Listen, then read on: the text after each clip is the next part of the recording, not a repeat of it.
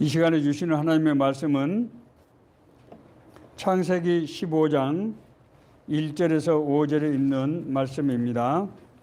다 같이 일어서서 저와 여러분이 한 절씩 교독하시겠습니다. 이후에 여호와의 말씀이 환상 중에 아브라함에게 임하여 이르시되 아브라함아 두려워하지 말라. 나는 내 방패요 너의 지극히 큰 상급이니라. 아브라함이 이르되 주 여호와여 무엇을 내게 주시려느냐. 나는 자식이 없사오니 나의 상속자는 다윗의 사람 엘리에셀이니이다. 아브라함이 또 이르되 주께서 내게 씨를 주지 아니하셨으니 내 집에서 길린 자가 내 상속자가 될 것이니이다. 여호와의 말씀이 그에게 임하여 이르시되 그 사람이 내 상속자가 아니라 내 몸에서 날 자가 내 상속자가 되리라 하시고 그를 이끌고 밖으로 나가 이르시되 하늘을 우러러 못별을 셀 수 있나 보라. 또 그에게 이르시되 내 자손이 이와 같으리라. 아멘. 예, 앉아주십시오.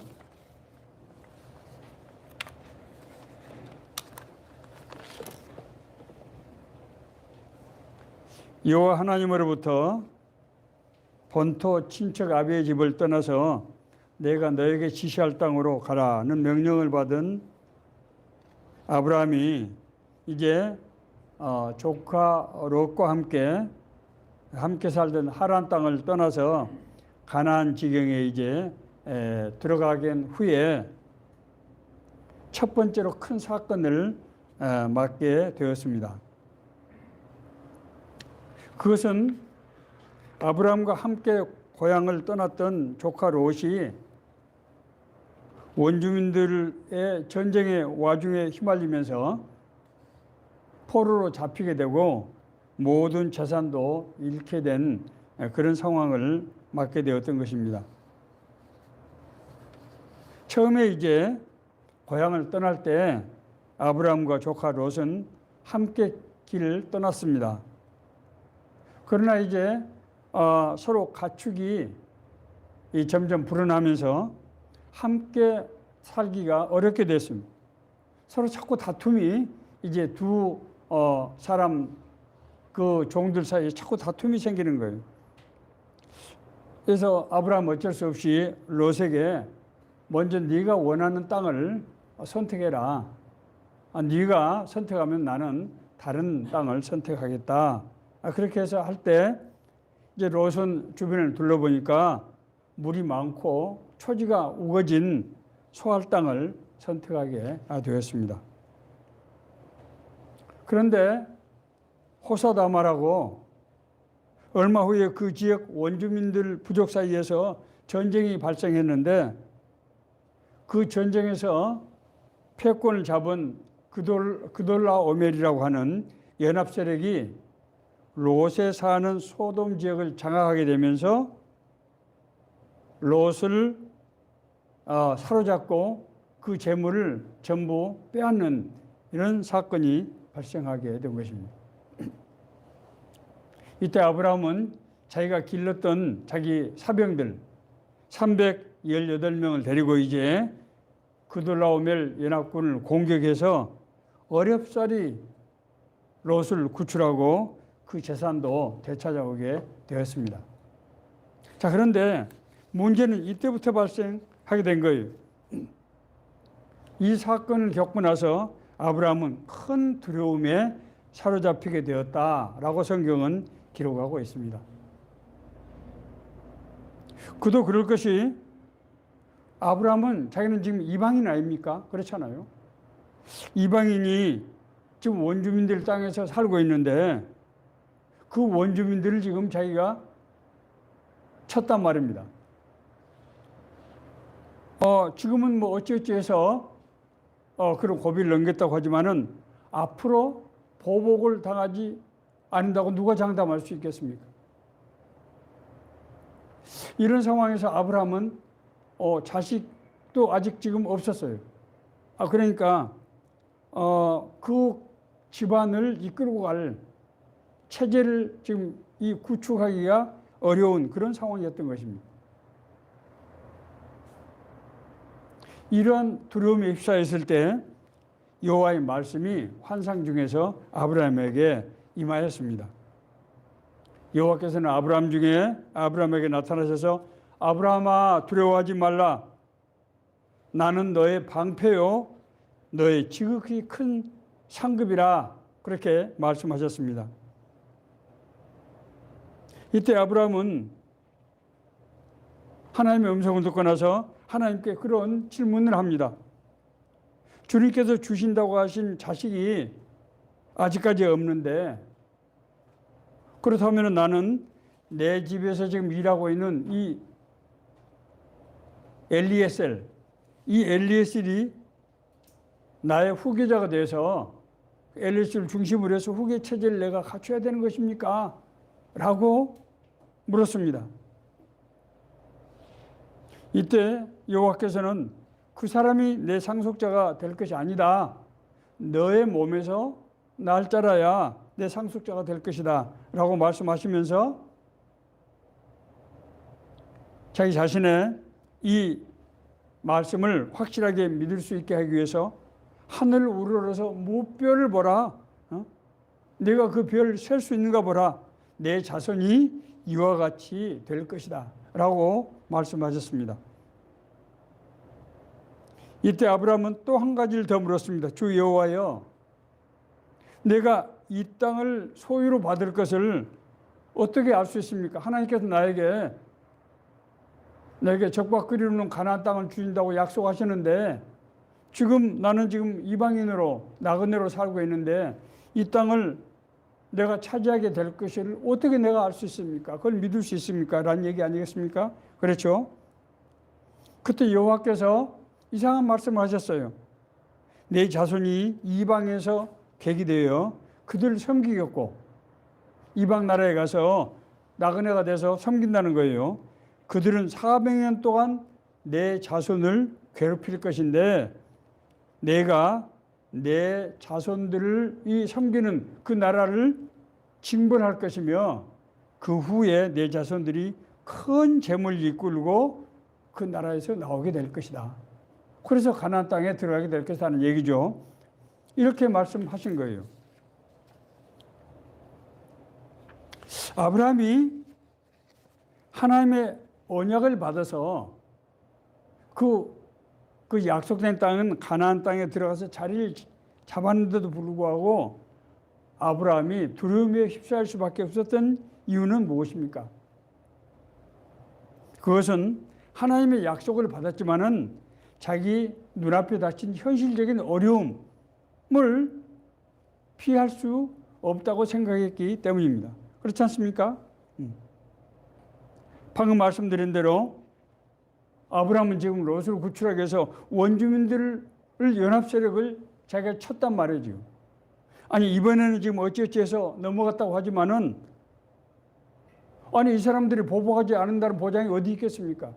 누구든지 그런 두려움을 가질 수 있는 것 아니겠습니까? 더구나 지금 자기는 지금 자식도 없단 말이에요. 과거의 고대 사회에서 자식이 없다고 하는 것은 후계 대를 이을 수 없다는 뜻인데 그렇게 되면 가정의 체계를 바로 세울 수가 없게 되는 것입니다. 그래서 아브라함이 생각하길 내가 지금 나이가 이때까지 이미 지금 아브라함이 75세 하나님의 음성을 듣고 떠나서 한 5년쯤 지났던 시점이거든요. 나이가 지금 80세가 되지 않습니까?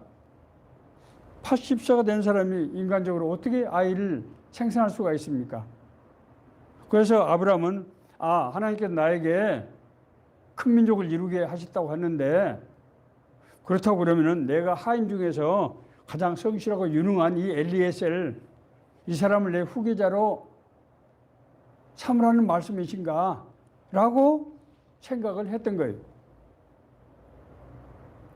더구나 지금 자기가 살고 있는 이 가나안 땅은 자신은 지금 땅 한 평도 가지지 않은 지금 나그네 상태, 이방인 상태거든요. 당시 사회에서 땅을 차지한다고 하는 것은 무력으로 정복하지 않은 한 땅을 소유할 수가 없었던 거예요. 지금 자기는 고령인데다가 연고가 없는 이 땅에서 자식도 없이 이방인으로 산다는 것 자체가 불안할 수밖에 없는 것이죠. 하나님의 약속을 언약을 받기는 했지만은 이런 상황에서 여호와께서 아브라함에게 하신 첫 번째 말씀은 아브라함아 두려워하지 말라 그렇게 말씀하셨어요. 나는 너의 방패요 지극히 큰 상급이니라. 하나님이 그렇게 말씀하셨어요. 자, 방패는 뭡니까? 적으로부터 보호하는 기계 아닙니까? 그렇죠? 상급은 뭡니까?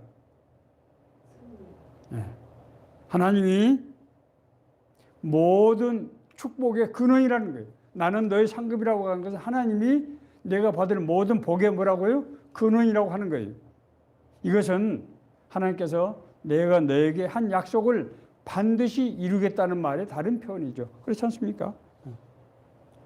그러면서 이제 하나님께서는 아브라함이 가장 불안해하는 두 가지 핵심적인 사항 문제, 즉 뭡니까? 자식의 문제와 땅의 문제에 대해서 다시 한번 하나님이 다짐하듯이 약속을 재확인하는 것입니다. 자녀는 네가 생각하는 것처럼 너 종을 통해서 낳는다고 하는 게 아니야. 너를 통해서 진짜로 자식을 낳게 될 텐데 그 자식이 너의 후계자가 될 것이다 라고 말씀하시고, 그것을 아브라함이 못 믿을까 봐 하늘에 있는 수많은 별을 보게 하시고 저렇게 별처럼 많은 내 자손이 앞으로 번성하게 될 것이다 라고 보여주신 거예요. 자, 땅의 문제는 시간이 좀 걸린다고 말씀하셨어요. 내 자손이 이방 나라에 가서 나그네 객이 돼서 그들을 섬길 것이고 400년 동안이나 그 이방 족속들은 너희 족속을 괴롭힐 것이다. 그러면 내가 그때 가서 그들 징벌해서 내 자손이 큰 재물을 끌고 그곳에서 나와서 약속의 땅에 들어가게 할 것이다 라고 말씀하십니다. 여호와께서 아브라함이 도저히 인간적으로 믿기 어려운 상황에서 믿음의 확신을 주기 위해서 하나님 나라의 비밀까지 말씀하시면서 아브라함을 이제 격려하시는 것을 볼 수 있습니다. 하나님께서 아브라함에게 언약을 주셨으면은 바로 그 언약을 이루시는 것이 아니고 왜 이렇게 시간이 걸리게 하시고 또 이 과정에서 여러 가지 고난을 겪게 하시는 이유가 무엇일까? 하나님께서 약속해 주시면 그 약속을 바로 이행하시면 안 되는가? 우리가 그런 생각을 할 수 있을 것입니다. 자, 우리는 먼저 하나님의 언약의 이행에 필요한 과정을 우리가 이해할 수 있어야 합니다. 하나님이 인간을 어떻게 만들었습니까? 자기의 형상으로 만들었습니다. 하나님이 인간을 자기 형상으로 지었다고 하는 것은 뭘 의미합니까? 그것은 하나님이 인간에게 이성, 자기 스스로 판단해서 행동할 수 있는 자유의지를 주었다고 하는 것입니다.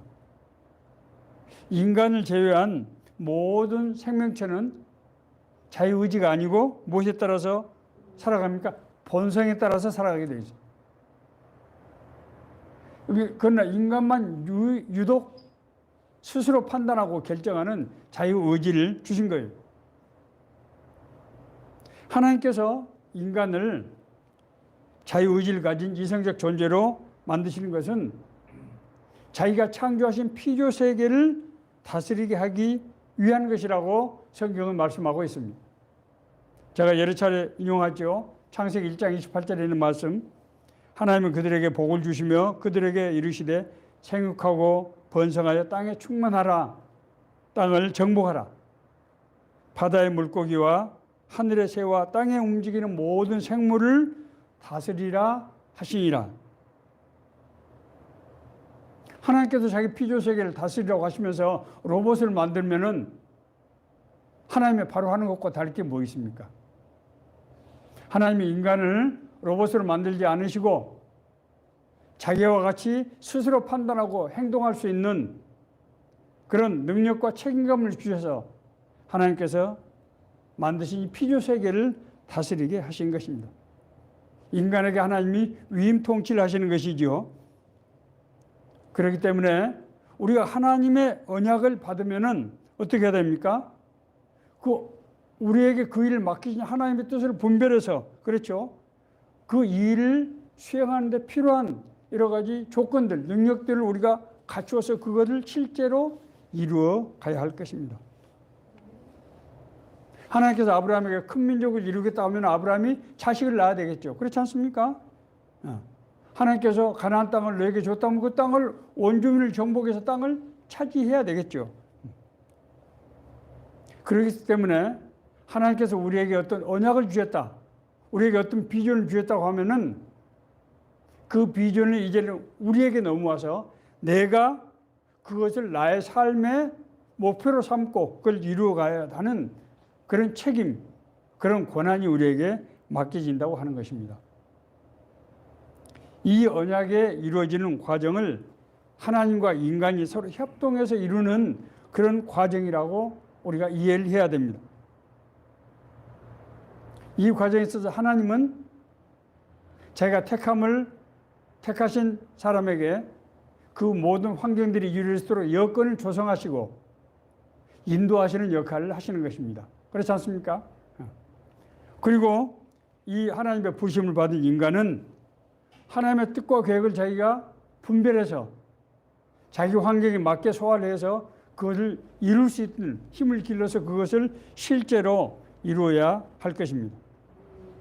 자, 그러므로 언약을 받은 인간에게, 하나님의 비전을 받은 인간에게 필수적인 조건은 하나님 주신 언약을 우리 삶에 주시는 인생의 목표로 삼아야 될 것입니다. 그렇지 않습니까? 그리고 그 목표를 이룰 수 있는 그런 적응 능력, 그런 능력을 갖춰야 될 것입니다. 이 두 가지가 우리 인간이 감당해야 될 일이라고 하는 거예요. 하나님이 주신 비전이 나의 삶의 목표가 된다고 하는 것은 무엇을 말합니까? 그것은 내가 이전에 살던, 세상에 살던 가치관, 그리고 인생의 목적을 버리고 하나님께서 나에게 주신 비전으로 나의 인생의 목적, 목표로 삼아야 된다고 하는 것을 의미합니다. 그렇기 때문에 하나님께서는 아브라함에게 처음에 부르실 때 아브라함아 너는 본토 친척 아비의 집을 떠나서 내가 너에게 지시할 땅으로 가라 그렇게 말씀하셨어요. 본토 친척 아비의 집을 떠나라는 말은 무슨 말입니까? 지금까지 세상에서 살던 풍습, 문화, 네가 살고 있던 그 문화에서 벗어나와야 된다는 얘기예요. 바울 사도는 이 말씀을 이렇게 설명하고 있습니다. 너희는 이 세대를 본받지 말고 오직 마음을 새롭게 함으로 변화를 받아 하나님의 선하시고 기뻐하시고 온전하신 뜻이 무엇인지 분별하도록 하라. 이 세대를 본받지 말라는 거예요. 너의 이제 꿈과 비전, 인생의 목적이 달라졌다는 거예요. 세상적인 가치를 버린다는 것이 무엇인가에 대해서 성경은 그 가치를 작은 일 혹은 좁은 문, 그리고 예수님께서는 십자가를 짊어지는 십자가의 길이라고 말씀하고 있습니다. 사도 바울은 그리스도를 만나고 나서 그리스도를 통한해서 받은 은혜가 너무 크고 고상한 것이어서 이전에 자기가 가지고 있던 세상적 가치관, 세상에서 자랑하던 모든 것을 해로 여기고 하나님께서 자기에게 주신 그 비전을 이루는데 해로 여기고 그것을 배설물처럼 여겨서 버렸다. 그렇게 고백하고 있습니다. 자, 그러면은 내가 지금까지 살아오던 세상적인 가치관을 버리면은 그럼 나는 구체적으로 무엇을 위해서 어떻게 살아가야 된단 말인가 하는 문제가 이제 대두되잖아요. 그렇지 않습니까? 하나님께서 우리에게 언약을 주셨는데 그 언약을 이루기 위해서는 구체적인 사건과 상황에서 하나님의 뜻을 분별할 수 있어야 된다고 하는 거예요. 하나님께서 유대교를 신봉하던 바울을 이방인 선교에 하나님의 도구로 삼으셨어요. 그래서 바울은 자기가 살던 고향 땅 다소 지역, 소아시아 오늘날로 말하면 터키입니다. 소아시아 다소 땅 그 인근에서 복음을 전하기 시작했습니다. 그리고 다음 단계에서 비두니아라고 이 오늘날 터키의 북쪽에 흑해 쪽에 그쪽으로 가서 복음을 전하고 싶었어요. 왜냐하면 바울은 그것이 하나님이 인도하시는 날 이방인에게 복음을 전하라고 하셨으니까 그곳에 가서 하면 되겠다고 생각을 했던 거예요. 그러나 하나님께서는 길을 막으셨어요. 그리고 마게도니안 환상을 보게 하셨습니다. 오늘날로 말하면 그리스 지역입니다. 동부 유럽이죠. 그래서 바울이 이제 마게도니아 지경으로 먼저 빌립보 성에 들어가서 복음을 전해서 거기서 유럽 선교의 발판을 구축하게 됩니다. 하나님께서 아브라함에게 내가 너로 큰 민족을 이루게 하겠다고 하시는데 자식을 얻는 방법은 뭐 여러 가지 있을 수 있죠. 아브라함이 하나님께서 이제 내가 너로 큰 민족을 이루게 하신다고 할 때 그것이 단순히 그냥 아브라함의 자식을 많이 낳게 하겠다는 뜻인지 라고 하는 것을 우리가 분별해야 된다는 거예요. 그렇지 않습니까? 하나님이 아브라함에게 내가 너로 자식이 많게 하겠다. 이것이 하나님이 주신 비전이 될 수 있나요? 물론 뭐 자식이 없는 사람에게 자식을 주는 것은 뭐 그런 꿈이 될 수가 있죠. 그러나 하나님께서 아브라함에게 내게 너로 큰 민족을 이루게 하겠다고 하는 것은 세 가지 그 약속의 세 가지 요소, 내가 너로 복의 근원이 되게 하겠다는 말씀과 같이 연결해서 해석을 해야 됩니다. 다시 말씀드려서 아브라함을 통해서 하나님을 믿는 민족을 세상에 세우기 시켰다는 거예요. 하나님을 믿는 민족을. 그러면은 마땅히 아브라함의 그 하나님의 비전, 하나님의 부르심을 받은 사람, 그 사람 혈통에서 나와야 되겠죠. 그렇지 않습니까? 왜냐하면 그 혈통이 그 비전이 계승돼야 되기 때문에. 바로 이 지점이 아브라함이 또 한 번 실수를 저지르는 그런 지점입니다. 아브라함은 하나님께서 나에게 그래 이제 두 번씩이나 내게 자식을 주겠다고 약속하셨으니까 내 자식을 아마 낳게는 하실 거야. 그런데 생각해 보니까 자기 아내 사례가 역시 나이가 많아. 이 당시에 사례는 나이 70이 좀 넘었다고요. 나야 하나님께서 언약을 주셨으니까 하나님의 능력을 주시겠지만 사례는 언약의 당사자가 아니잖아요. 그러니까 아내 사례하고 서로 협의를 해서 어떻게 했는가 하면은 젊은 여종 하가를 통해서 자식을 낳는 방법을 생각하게 된 것입니다. 나름대로 하나님의 뜻을 판단한다고 지금 하는 일이에요. 그렇죠? 그러나 어떻게 됐습니까? 하갈이 이스마엘을 낳는데 이 문제로 인해서 하갈은 자식을 낳지 못하는 자기 주인 여주인 사례를 멸시하게 되고 가정에 불화가 생기고 그래서 아주 큰 문제가 발생했어요. 이 문제는 아브라함이 어떻게 할 수가 없었어요. 이 문제도 하나님께서 다시 아브라함의 가정사에 개입하십니다. 여호와의 사자가 그에게 이르되 내 여주인에게 돌아가서 그 수하에 복종하라. 여호와의 사자가 또 그에게 이르되 내가 너의 씨를 크게 번성하여 그 수가 많아 셀 수 없게 하리라. 하갈 입장에서는 얼마나 애매합니까? 자기가 원하지도 않아서 자기 주인의 씨를 낳기 위해서 했는데 낳았더니 자기를 지금 내쫓아내는 겁니다. 이게. 그러니까 하갈이 하나님 앞에 항의를 한 거예요. 하나님 이게 어떻게 된 일입니까? 왜 나를 이렇게 힘들게 하시는 것입니까? 그때 하나님께서 하갈을 위로하시고 네 아들을 낳은 그 씨도 큰 민족을 내가 이루게 하겠다. 그렇게 보너스를 주신 거예요. 아브라함의 잘못은 하나님의 언약을 받았지만은 구체적인 상황에서 하나님의 뜻을 분별하지 못하는 영적인 미성숙 상태에 머물고 있었던 것이에요. 하나님께 물어보지 않은 거예요. 자기 나름대로 판단해서 하나님의 뜻을 판단해서 자기 나름대로 행동을 한 거예요. 하나님께 묻고 하나님의 음성을 듣고 순종하는 이른바 하나님과의 교제 관계가 아직 제대로 형성되지 않은 것입니다.